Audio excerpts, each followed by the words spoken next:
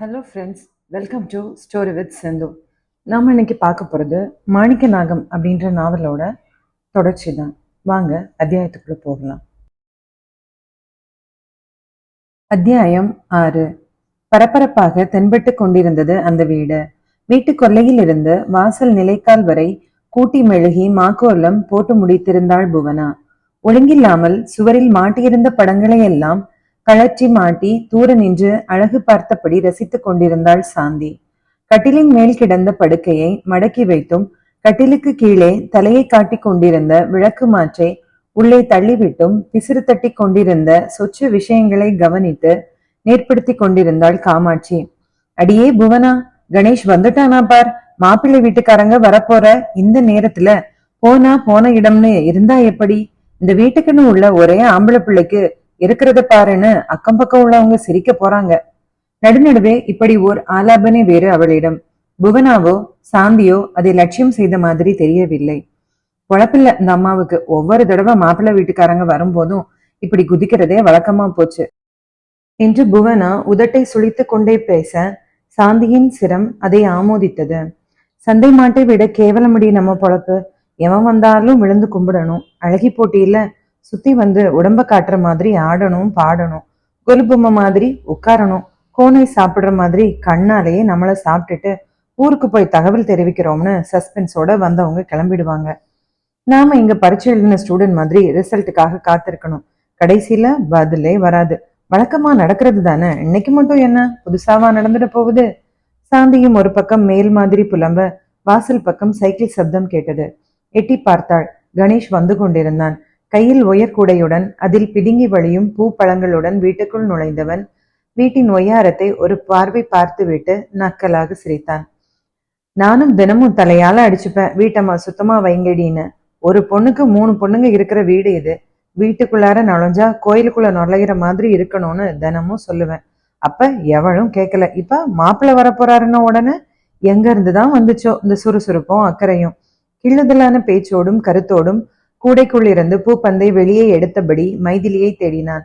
மைதிலி கல்யாண பொண்ணுக்கான வெட்கத்தோடும் மௌனத்தோடும் பக்கத்து அறையில் ஜன்னலோரமாக உட்கார்ந்து கொண்டிருந்தாள்.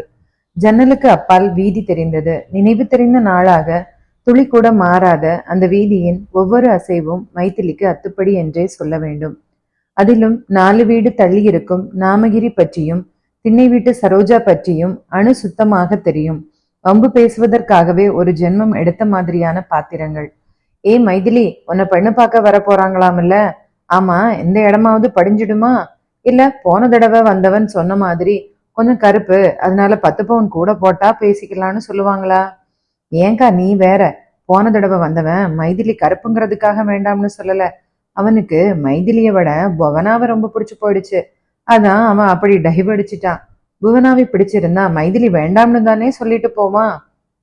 1க்கு 3 பெண்ணை இவங்க அப்பா பெத்து போட்டுட்டு போயிருக்காரு. 3 பேருமே வயசு வந்து வருஷம் 5-6 ஓடி போச்சு.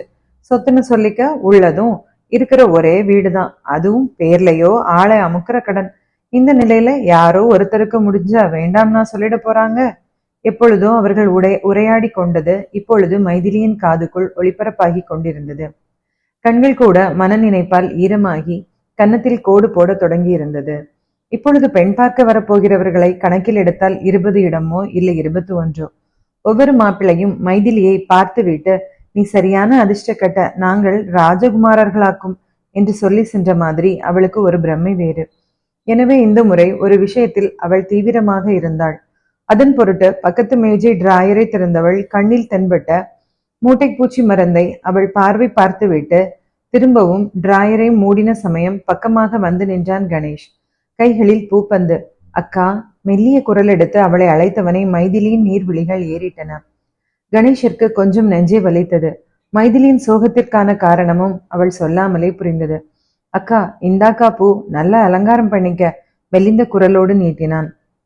விரக்தியாக சிரித்தபடி அதை வாங்க கையை நீட்டினாள் மைதிலி. வாங்கும் போதே வெட்டி செலவு கணேஷ் என்றாள். இல்லக்கா, இந்த தடவை கட்டாயம் முடிஞ்சிடும் என்றான் கணேஷ். எது? பொடி வைத்து கேட்டாள் மைதிலி. உன் கல்யாணம் தான்கா. உடனேயே கலகலவென்று சிரிக்க ஆரம்பித்தாள். அந்த சப்தம் கேட்டு புவனாவும் சாந்தியும் கூட அங்கு வந்து அவளை வெறிக்க ஆரம்பித்தனர். உன் சிரிப்போட அர்த்தம் எனக்கு தெரியுதுக்கா. என்ன விலை கொடுத்தாவது இந்த இடத்தை நான் முடிக்காமல் விட மாட்டேன் என்றான் கணேஷ். சற்று சப்தமிடும் தோரணையில் சாந்தியும் புவனாவும் கணேஷை சற்று மகிழ்ச்சியுடன் ஏறிட்டனர்.